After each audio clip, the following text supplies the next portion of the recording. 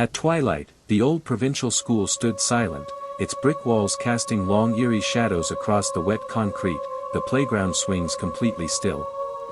Inside, the dim corridor flickered under weak fluorescent lights, glossy tiled floors reflecting the glow, one lonely locker left slightly open as dust floated in the air. A classroom door creaked faintly, a handmade paper name tag swinging back and forth, and from behind it came the whisper of unseen voices. The classroom itself was frozen in time, desks left in rows, a child's backpack forgotten on a chair, a crude drawing of a stick figure family still lying on the desk. On the chalkboard, yesterday's lesson remained, but in the corner, fresh shaky words appeared, "Don't leave." A janitor's flashlight swept the room, revealing tiny wet footprints leading under the teacher's desk before suddenly vanishing. The drawer of the desk slid open by itself, inside an old faded class photo with one child's face blurred out as if erased from reality. In the far corner, a faint child's giggle echoed, though the shadows showed nothing. Then the chalkboard words twisted violently, jagged and sharp, "Stay with US." The drawing slipped from the desk to the floor, now blank except for a smeared red handprint across the paper. The janitor pounded on the locked classroom door, but the hallway outside had fallen silent and black. Suddenly the overhead lights snapped off, leaving only the flashlight flickering weakly. Long, unnatural shadows began crawling across the walls, bending closer and closer. A chair toppled over in the center of the room with a crash. In the corner, the silhouette of a child sat cross-legged, motionless, head bowed unnaturally low. The child's head snapped upward, revealing hollow black voids where eyes should be, pale and inhuman. The flashlight fell from trembling hands, rolling across desks and briefly illuminating tiny feet darting in the dark. By morning, the classroom stood neat and still again, as if untouched. Yet on the chalkboard, faint new writing was left behind, "We kept him." The final image, rows of perfectly aligned desks in total silence, as though the classroom itself was alive, waiting, and watching. It was midnight and the school car park stood under the weak orange glow of sodium lamps, fog curling and drifting through the metal fences while a distant dog howled somewhere in the dark.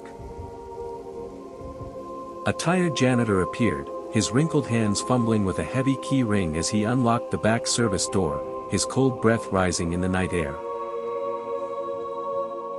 Inside, the cafeteria was empty and lifeless, chairs stacked on tables as his broom scraped across the floor, leaving dark streaks that echoed hollowly. On a high dusty shelf he found an old attendance register, its leather cover brittle, the dates inside stopping abruptly decades ago. As he flipped through the pages, his flashlight beam caught penciled names, some marked "Gone" in faded ink, others violently crossed out with a shaky red pen. Suddenly, under the dim light, a pen resting on the desk began to scratch across the page by itself, forming a brand new name at the bottom of the list. The janitor froze. He tried to distract himself with work, walking down the hallway as the lights flickered overhead, but the rows of coat hooks along the wall trembled slightly as if touched by unseen hands. Above him came the sound of tiny footsteps in the empty upper floor, and so he climbed the old creaking staircase, each step groaning under his weight. The door to a storage room creaked open to reveal rows of child-sized uniforms swaying gently, one missing a sleeve, its name tag bearing a name long forgotten. He turned toward a dusty mirror leaning against the wall and his heart stopped. Scrawled in childish handwriting were the words, "Add him tonight," and in the reflection behind his own, another silhouette was standing motionless.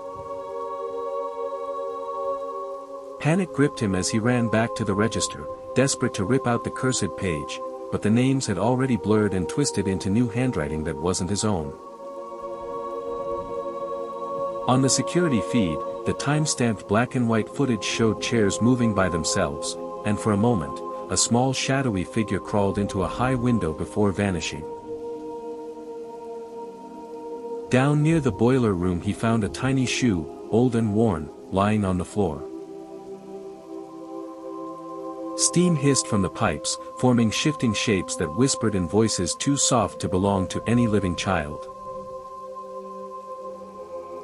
The janitor's hands shook as he opened the register one last time, and there it was, his own name written neatly at the bottom under tonight's date.